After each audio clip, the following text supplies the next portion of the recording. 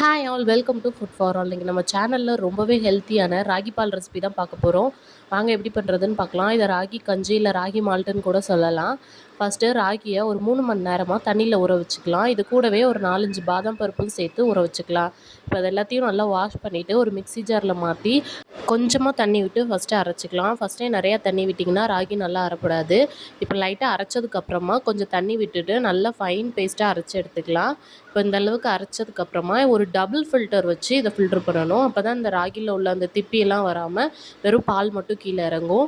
Double filter வச்சு 2 time filter பண்ணணும். First கொஞ்சமாக தண்ணி விட்டு ஃபில்ட்ரு பண்ணிவிட்டு அதுக்கப்புறமா திரும்ப அந்த கப்பியை இந்த மிக்ஸி ஜார்லேயே மாற்றிட்டு இன்னும் கொஞ்சம் தண்ணி விட்டு நல்லா ஃபில்ட்ரு பண்ணிங்கன்னா அதில் உள்ள எல்லா பாலுமே வந்துடும்.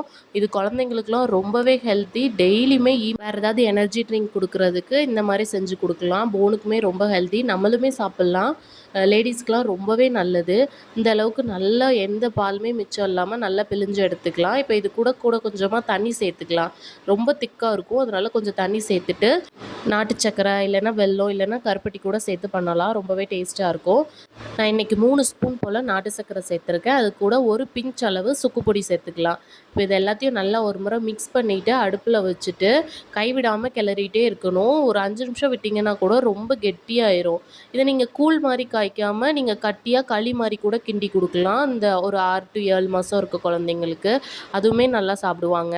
இந்த மாதிரி கூழ் மாதிரி நீங்கள் பால் கலந்து கொடுத்தீங்கன்னா இது வந்து ஒரு மில்க் ஷேக் மாதிரி அந்த டேஸ்ட்டில் இருக்கும். இப்போ நல்லா கெட்டியாக வர வரைக்கும் காய்க்கணும். இந்த அளவுக்கு நல்லா கெட்டியாக வந்ததுக்கப்புறமா ஒரு 10 மினிட்ஸ் அப்படியே அடுப்பை சிம்மில் வச்சுட்டு நல்லா கொதிக்க விட்டுறலாம்.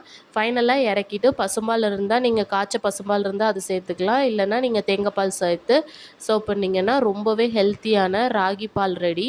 இது 1 இயரில் இருந்தே எல்லா குழந்தைங்களுக்கும் கொடுக்கலாம். பெரியவங்க கூட குடிக்கலாம். ரொம்பவே ஹெல்த்தி. எப்படி இருக்குதுன்னு செஞ்சு பார்த்துட்டு மறக்காமல் கமெண்ட்ஸில் சொல்லுங்கள். நம்ம சேனலை மறக்காமல் சப்ஸ்கிரைப் பண்ணிக்கோங்க.